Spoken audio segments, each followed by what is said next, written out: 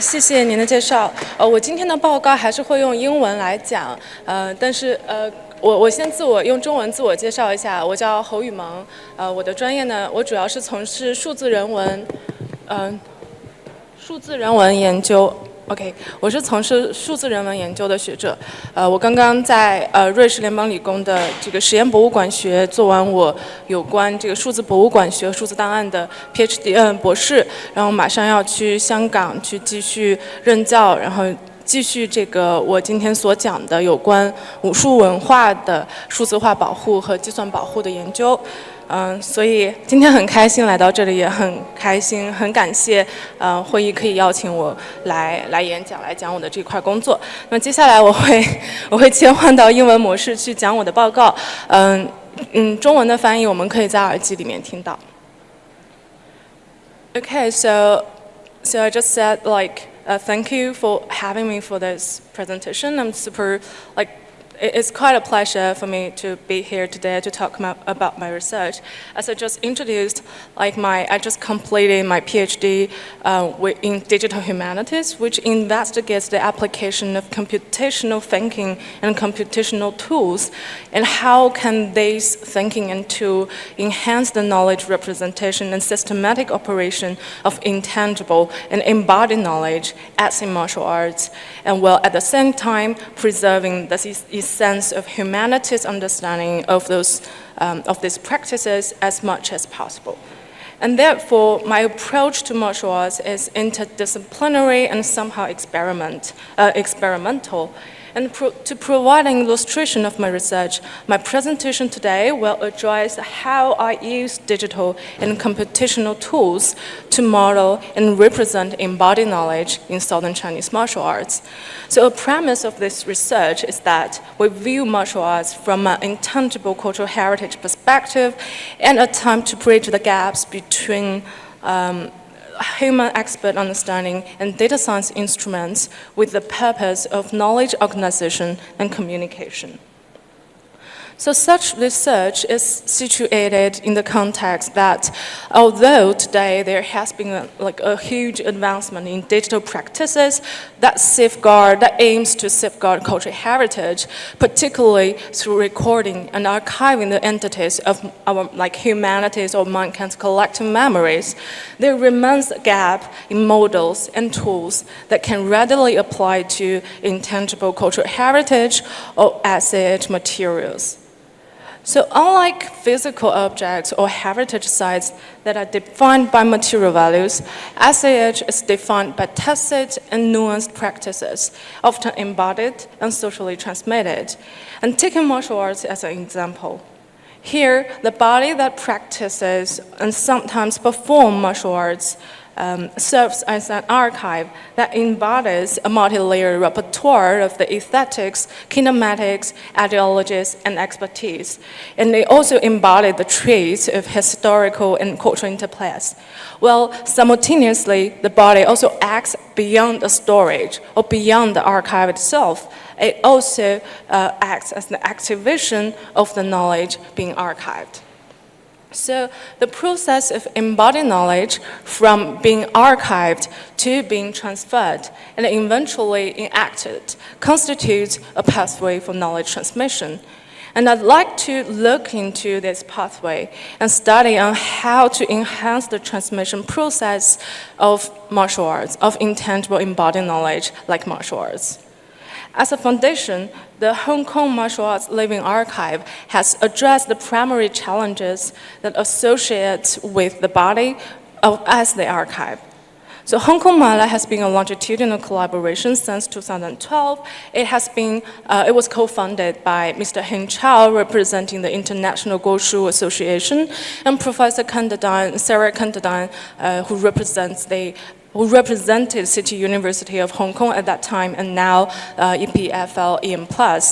And this archive has also involved and attracted many more researchers and scholars to be involved in the project. So the archive responds to the contemporary challenges for preserving and transmitting martial arts. It does so chiefly through examining a live archiving strategy that integrates the state-of-the-art motion capture and recording tools on top of scrutinized reenactment from historical manuscripts. And so far, the archive has captured over 100 sets of Taolu performances, or known as forms, and hundreds of short video demonstrations of fundamental techniques. And the archival content represents over 20 styles and the practices of more than 30 elite masters. The archive has also collated rich documentation of cultural practices such as rituals, festive events, craft skills, and line dance, like this kind of dance performances. Altogether, it constitutes a whole of environment presentation of the martial tradition. However, although Hong Kong Mala holds great potential for transmitting martial knowledge, this potential can be further unlocked. A primary indicator, a primary factor of this archive, somehow kind of restricts the knowledge transmission today, is that the archive has been organized primarily based on manually curated catalogs that reflect its exhibition history. So access to the archive was restricted to the level of data files and reliant on prior knowledge about the entire archive and also the history of the archive, and with limited relational connections between data segmentations and files.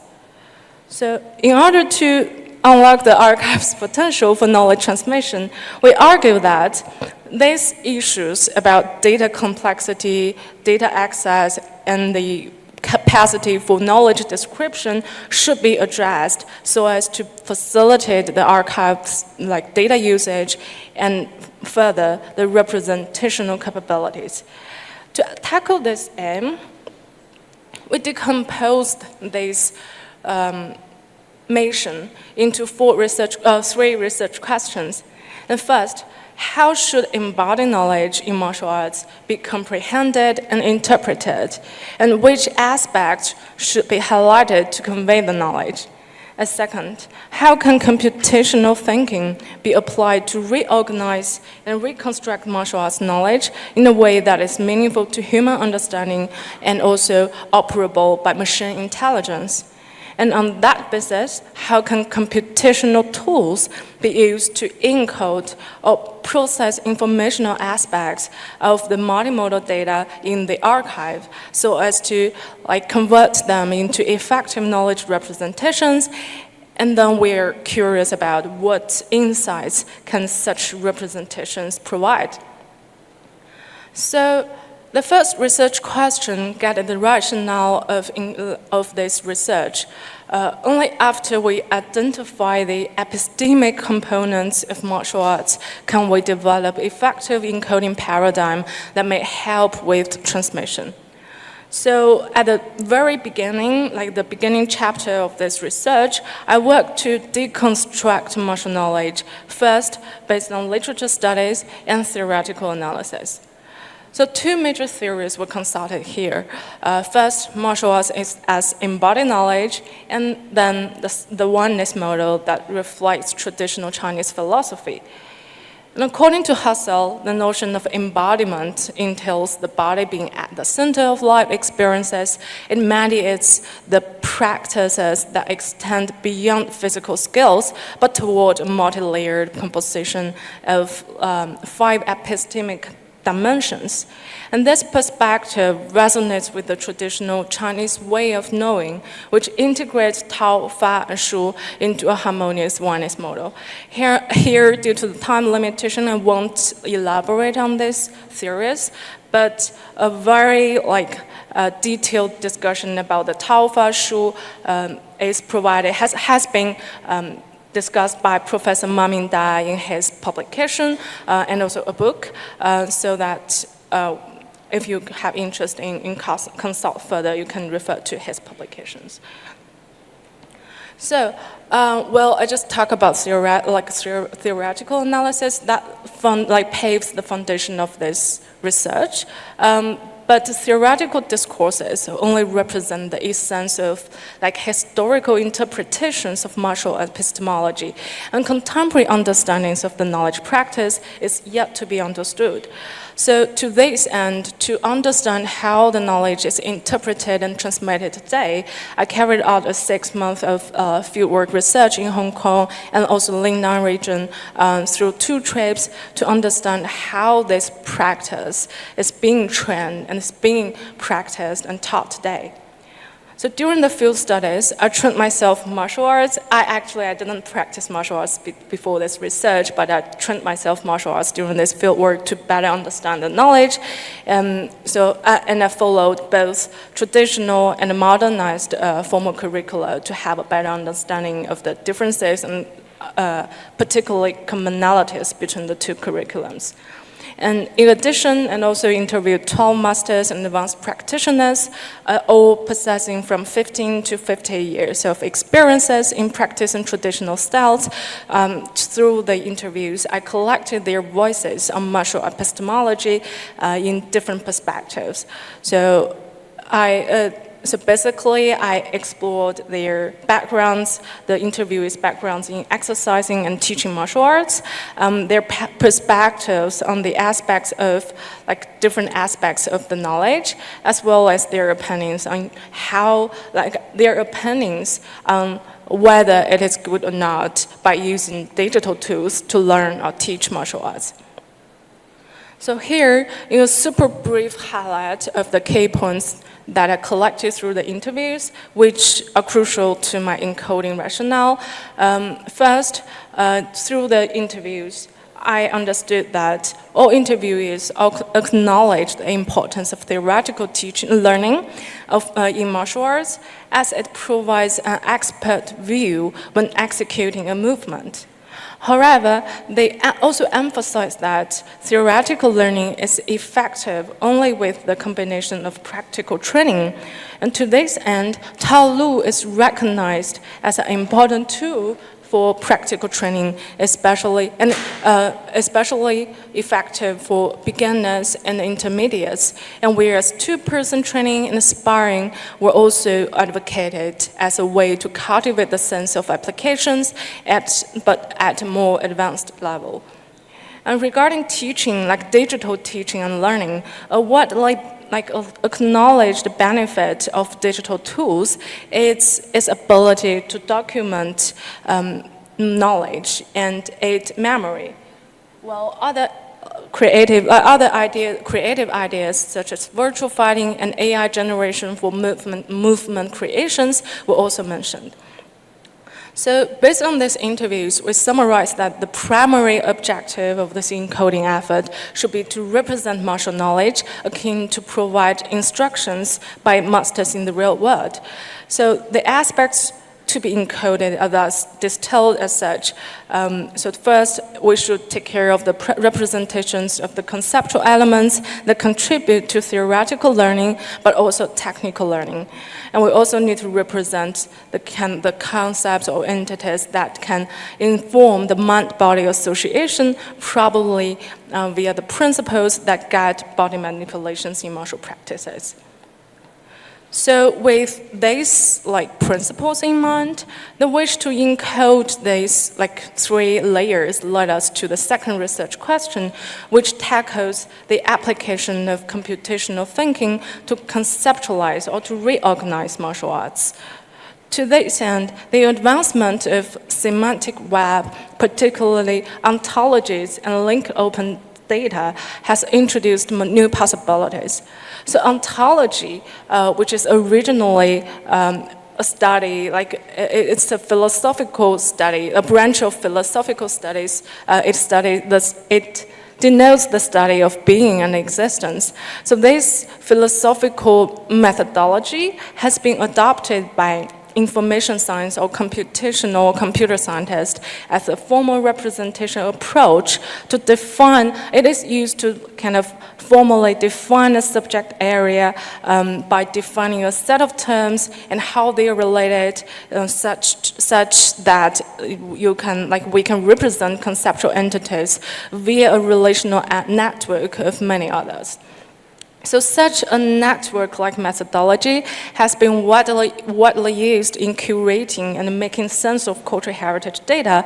However, existing the current ontologies have been primarily focused on capturing material qualities, such as heritage sites, the material of the site, the location of the site, those kind of static characteristics, whereas the modeling of intangible and embodied aspects has been really under-addressed. The conceptual realm of martial arts is exceptionally complex. There are at least physical characteristics of body techniques and theoretical components that guide the technical applications. There are also symbols, objects, norms, people, and social agents that play a role in the knowledge transmission. And furthermore, the interpretation of a single concept can vary in context. For instance, a taolu, when used for practical training, it can be identified and understood as a technical concept or technical entity. However, when the same movement are performed at village festivals, they take on the meaning of performance. So to develop an ontology that being able to describe such a complex dynamic conceptual realm, we examined 8 competency questions that the ontology must be able to answer. So following, in the design methodology, we follow the purpose of being able to describe or answer those 8 questions, and such that we develop such an ontology of martial arts that consists of the technical module, stylistic module, and social module, with classes and relations that can constitute a kind of comprehensive conceptualization of the martial concepts. So the model, using this model as a basis, we now progress to address the third research question, which is to apply computational tools to enhance knowledge representation, and we also call it as datafication. So here I'd like to quote Bogman's question, from what are data to when are data? A recording of martial arts, when watched merely as a video performance, it is not treated as data. However, it becomes data after being processed as an informational content, and more so when transformed into operable units. So this transformation of digital or non-digital recording or objects about martial arts into operable units and informational units defines my objective of datafication. And in practice, we selected a set of martial manuals and books fundamental to the learning of 3 archetypal styles in Southern Chinese martial arts. These are White Crane boxing, Hun Kun, and Charlie Fu. To my own understanding, they each represent short and middle and long-range combat, so that we can grasp a brief idea of the essence of the regional systems. And then we then transcribe the terminology and descriptions from books into ontological annotations using the the martial arts ontology model, and then we created a set of essential corpus, and we annotated those corpus into ontological data formats using an annotation tool called Protégé. And finally, through these steps, we identified the conceptual knowledge from books and videos into RDF datasets and further connected them to media segments in the Hong Kong Mala. So the data and the documentation of the model has been published online for reapplication and open usage. If you feel interested, you can write to me later and to find it. So here, I just want to briefly show how this kind of datafication can be applied for knowledge transmission. So based on these data sets, we can develop or implement a graph database that can convert the knowledge in the books to really structured knowledge graphs. And then using this graph, you can write database language to query different concepts, and you can also let the machine to infer or find relations between different concepts to give you a kind of indication of the relations between different entities in martial arts. And in our experiment, we also leverage this kind of relational schema and build a data, like a knowledge graph about Kung Fu masters. But this knowledge graph only serves as an experiment because we use the data source from open link data like Wikipedia and Baidu Baike, and we use these kind of data sources to try to build relations between masters and styles, and we wanted to use it to analyze the relational schema that probably help us to perform lineage analysis between the masters and styles. It works in a way. However, based on this work, we found that this kind of methodology is effective, but the sources are not. So in this regard, because you can see like it can perform lineage analysis, but the data is not reliable because it's only the open data that people annotated online. So in this regard, we were thinking about like the next stage of this is to combine different manuscripts and different documents that are really reliable. We can use like OCR to extract the named entities of the people, the masters, and also the styles and the events that they were performed in, and then try to, on this basis, to develop a more reliable knowledge system that can be used for culture analytics in the context of martial arts. I don't have time to talk about the others, but just very briefly, we also used machine learning and deep learning to analyze the martial. We also try to datify the performances of martial arts based on the motion features, such that you can search similar movements between different videos and mocap data, and you can just search for like similar moves, like segments of similar moves. That only based on body features. And then we wanted to connect this kind of similarity computation with the semantics of martial arts so that we can try to find some relational patterns between different styles and different taolu, which beyond the already known, known understanding of the relations between the styles and the lineages. And we also, based on this kind of data sets and data structure, we already did some preliminary evaluation. Basically, we developed a web-based system that combined all those knowledge graphs, concepts, and video demonstrations. And we tested with 18 Swiss people, which are people which are students and staff who doesn't possess any experience in martial arts, and also half of them didn't read Chinese, they could not read Chinese at all. We asked them to just play with this system for 30 minutes, and then we asked them to finish a quiz to answer some questions about martial arts. And quite surprisingly, they did most of the quizzes correctly, and they also feel like the experience is quite friendly, inviting, so they want to, and also motivating, so that they wanted to continue learning martial arts after playing with the system, even though they probably didn't want to before that. So we wanted to carry on this research as well. We noticed a lot of limitations in this system, like the translation problem in concepts, and also the visual communication can be more effective and related to martial arts. The perceptive ways of martial arts, and we really, as we aim to continue this research and also to evolve this database and system, we really invite your collaboration in the future steps. And yeah, so please feel free to write to me if you feel like you have more questions or you want to know further about this research, and especially if you want to get involved in building the data set and annotating the concepts and also building the knowledge systems. Thank you for your attention. 谢谢。